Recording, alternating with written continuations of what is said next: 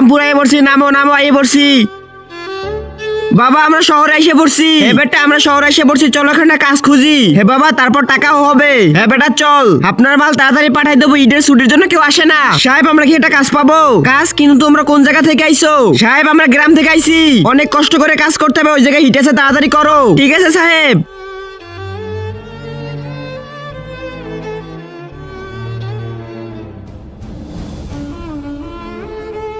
বাবা আল্লাহর ছবির জন্য তো সবাই লাইক সাবস্ক্রাইব করে, দেখি আজকে মা বাবাকে কয়জনে ভালোবাসে। যদি মাকে ভালোবেসে থাকো ভিডিওতে লাইক দিয়ে চ্যানেলটা সাবস্ক্রাইব করে দাও, আর যদি দুজনকে ভালোবেসে থাকো কমেন্টে আই লাভ ইউ বাবা মা লিখে যাও। লাইক সাবস্ক্রাইব না করলে বুঝবো তুমি তোমার বাবা মাকে ভালোবাসো না।